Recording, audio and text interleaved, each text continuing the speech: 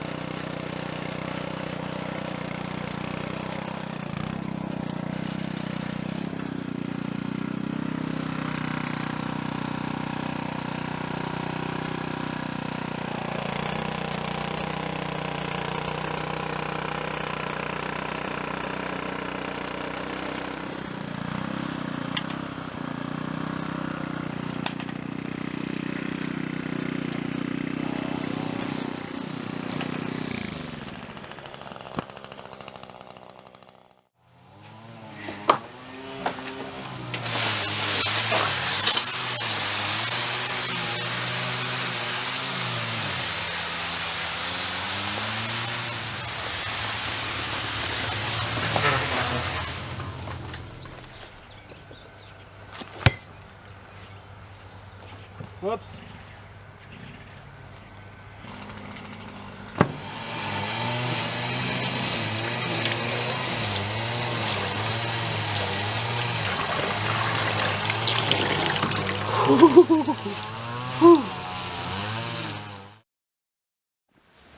Look at us. We match.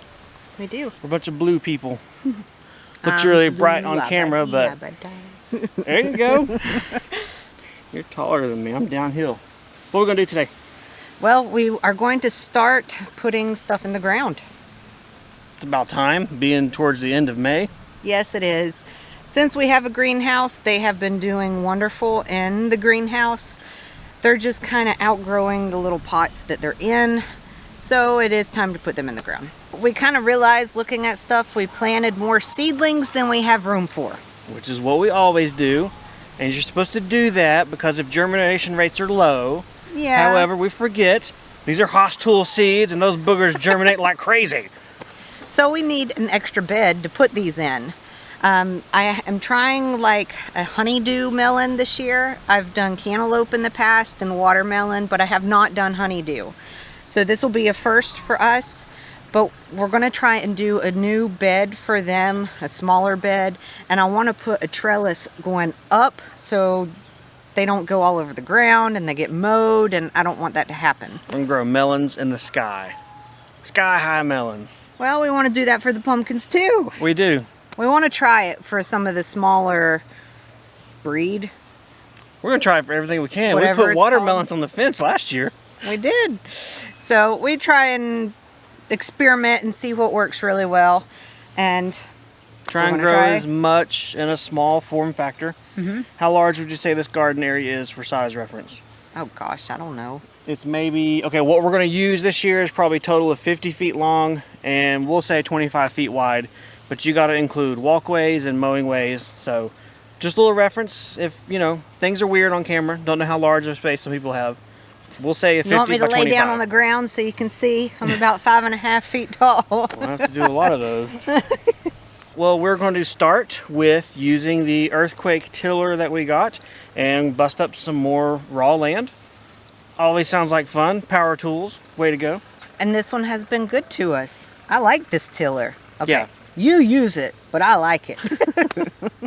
Hey, I don't know about you guys out there, but that's a nice looking garden bed to have just been like, I don't know, 25 minutes old. I did the earthquake tiller in counter rotation time mode for the majority of it, but I finished it out in standard rotation. Gives a nice, fluffy, even layer. And the thing is ready to have a little bit of amendment sprinkled in, and we're gonna plop some plants. Well, okay, we're gonna do other stuff, but I gotta find Angels for that. She's got the master plan out here for the garden. I am going to go ahead and work on putting the ag fabric and measuring, well, not measuring, but pulling and seeing how long we need to do for each of the beds. It's something that we like to use because it makes it mainly weed free, so less work is good. And we've got to still do our irrigation, so that's why I'm not like pinning it down or anything like that yet. All right, I have a roll of ag fabric here on my shoulder. At least we call it ag fabric. It's a woven plastic material, and it's what we use for gardening. I think, whatever, ag fabric, guys, take my word for it. I also have here a propane torch with a handy invention, I must say, that I'm tickled myself over. I don't know if anybody else will be tickled about it, but get ready to be tickled. You need a lighter to light the torches. I super glued a cheap little magnet to it. So wherever you go, you're ready to start a forest fire, burn your house down, or just send some ag fabric so it doesn't fray on you. Let's hope we do the last one of that list today.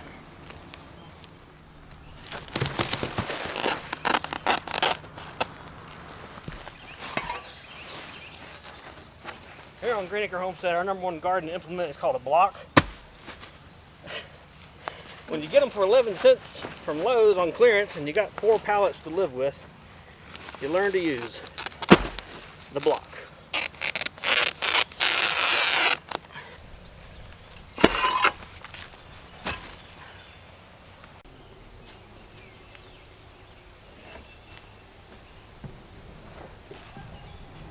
So these are honeydew melons. It is a Saturno melon is what Haas Tools has. So we ended up planting 5 pots. So we'll see how many we can grow from it. What you got there? A torch. What's a torch? You light it up. Light it up. Yeah, with this. Probably the biggest takeaway or biggest advice we'd give you guys with using this ag fabric is to use a torch and singe or burn your holes for your plants. That way it doesn't fray over time and you can reuse the fabric a long time. It does kind of lock you into a specific plant spacing, so bear that in mind. But for something like this, a row crop or something that really doesn't need a lot of tilled soil, you know, air contact, and it's okay to cover it over, this will work great, especially in an area that we just tilled up, so there's a lot of weed and grass seed right below the soil. Having the ag fabric will keep it all in check this year and just makes our lives easier for gardening.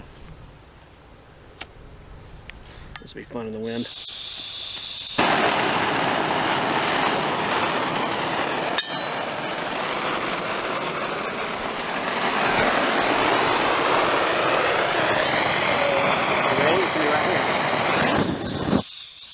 And it goes out.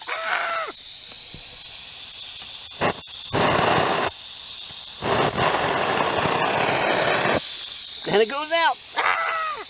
Why? I don't know. I'll turn it up higher. It's too old to be safe. Maybe it puffs like a puff dragon, doesn't it?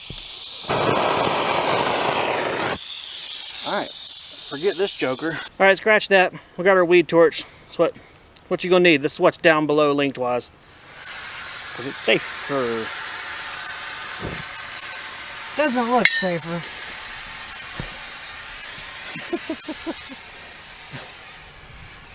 It's supposed to catch on fire up the pipe. Guys, it was good knowing you if something goes south.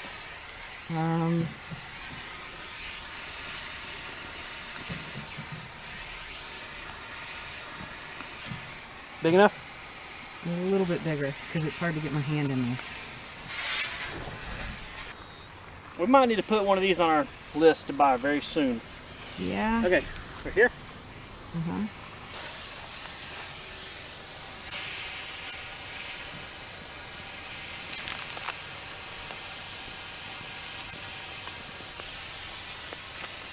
Oh, look at those nice little garden gloves. Yeah, I figured I'd try this year. Where'd you get those? Grocery store. Oh, that's hard to leave a link to. Yeah. Grocery store link down below. They were like $3 compared to a lot more at Lowe's. It's worth it.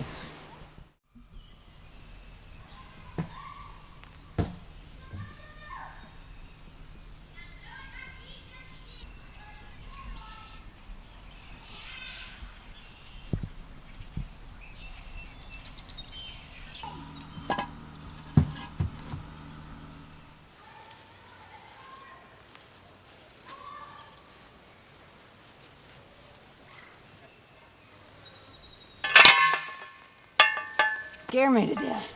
Sorry. I was watching too. You want me to tilt it out a little bit? It doesn't matter. Okay.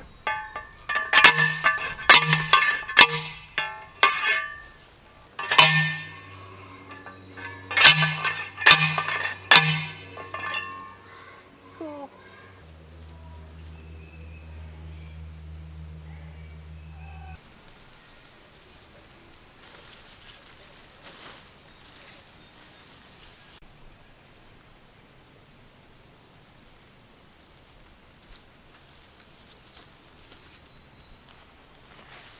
For the most part, I'm able to just kind of twist these up into the trellis. They don't really need the twine to hold them up.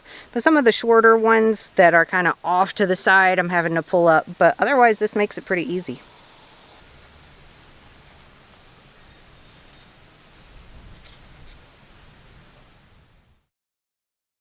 So we have a handful of pests in the garden, mainly the Mexican bean beetle, the squash bug, cucumber beetle, and Japanese beetle. Those seem to be the big ones that we fight here. I'm going to show you some eggs of the squash bug, and these love like the cucumbers, zucchini, squash, pumpkins, watermelons, that type thing, and you just find them all over. They do look like a stink bug, and if you bother them a lot, they do put off a stink. It smells different than the stink bugs, but it's still not pleasant. There's also the Mexican bean beetle. It looks like a ladybug. It's a little bit bigger. It's more orange and has different type spots on it.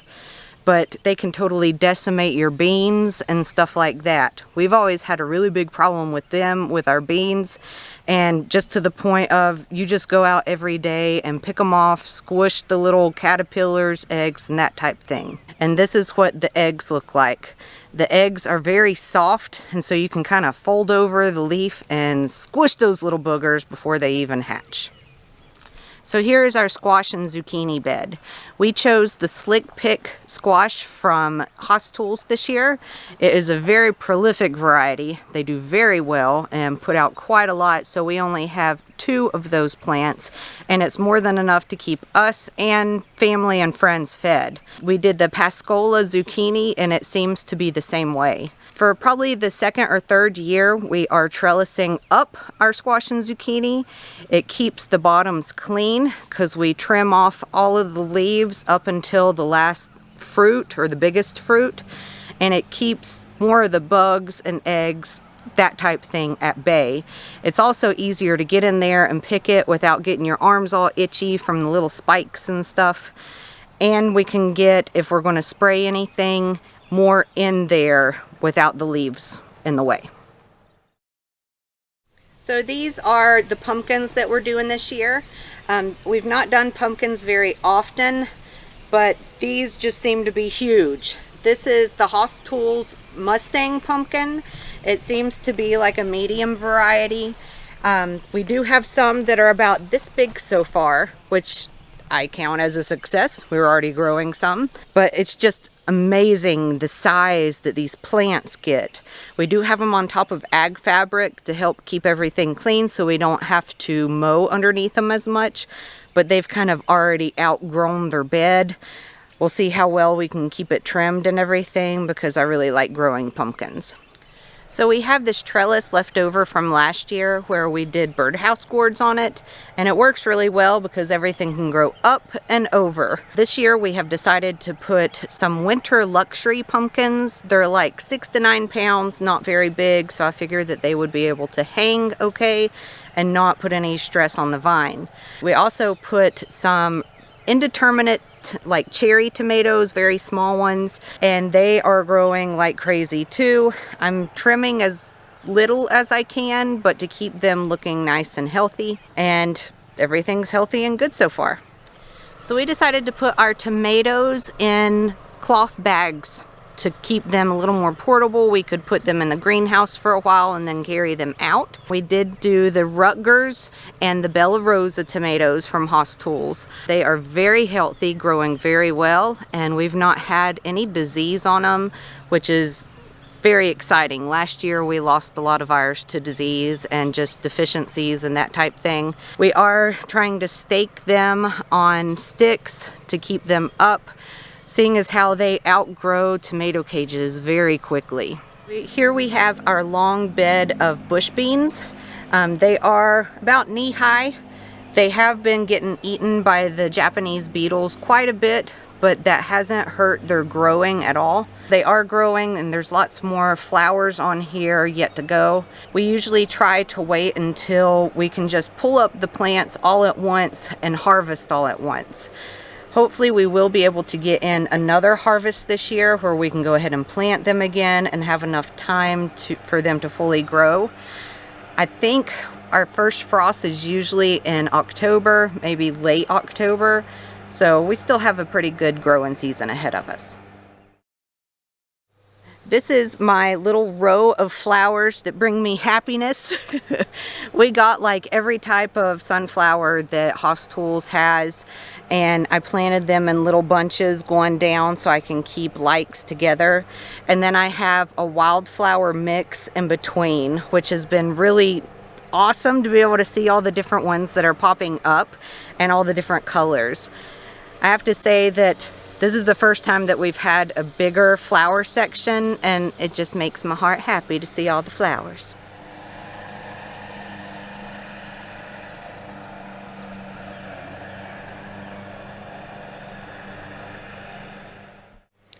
Are you guys still here? Are they still here? Can you see anybody? I can't. I don't know. I hope you're there. If you're still here, let us know. You stuck it out.